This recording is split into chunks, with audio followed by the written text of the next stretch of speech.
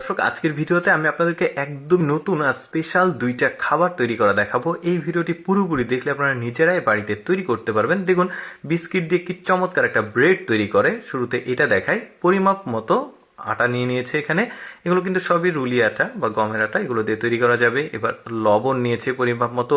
এবার মিষ্টি কুমড়া একদমই সেদ্ধ করে নিয়েছে, লবণ দিয়ে কিন্তু সেদ্ধ করেছে। সেদ্ধটা এর মধ্যে দিয়ে দিল। তারপরে যে পানিগুলো রয়েছে ওইটার যে রস আছে সেটা সহ এর মধ্যে এটা কিন্তু সুন্দরভাবে একটা প্রলেপ তৈরি করবে। এই যে দেখতে পাচ্ছেন, বেশ চমৎকার আর লোভনীয় খাবারগুলো কিন্তু এরকম ভাবে আমাদের দেশে আসলে করে না, তবে করলে ভালো, যেহেতু নতুন আইটেম দেখতে থাকি।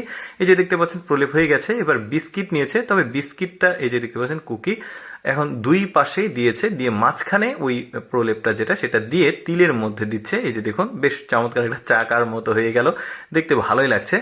এই যে দেখুন, এটা হয়ে গেছে। এবার আরেকটা কিভাবে তৈরি করছে আরেকবার দেখাই। এই যে প্রলেপটা হয়েছে, এই প্রলেপটা প্রথমে গোল করে নিয়েছে, নিচে একটা এবং উপরে একটা দিয়েছে, দিয়ে এটা চাপ দিয়েছে।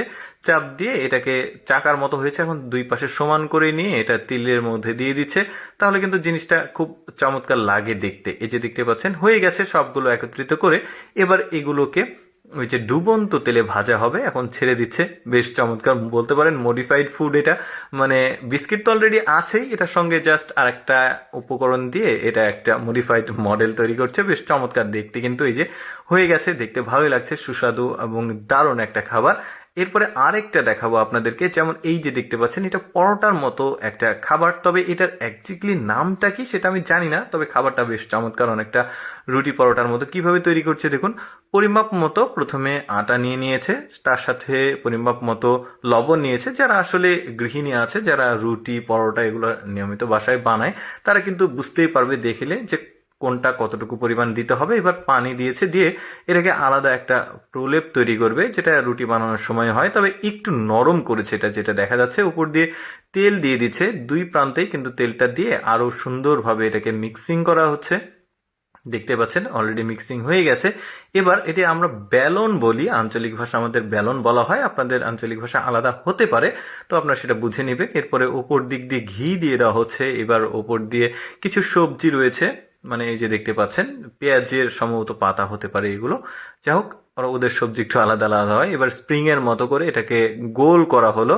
এবার এটা পলিথিনের মধ্যে কিছু সময়ের জন্য বন্দি করে রেখেছে। এবার পলিথিন থেকে বের করে এই যে বড় একটা পাইপ দেখতে পাচ্ছেন, প্লাস্টিকের পাইপ, এটা দিয়ে চাপ দিয়ে এটা অনেক বড় করা হবে। যেহেতু বেলুন দিয়ে করতে গেলে একটু ছোট হয় সাইজে, বাট পাইপ দিয়ে করলে বড় হয়। এটা এখন চুলার উপরে দিয়ে এটাকে রেখে দেওয়া হলো।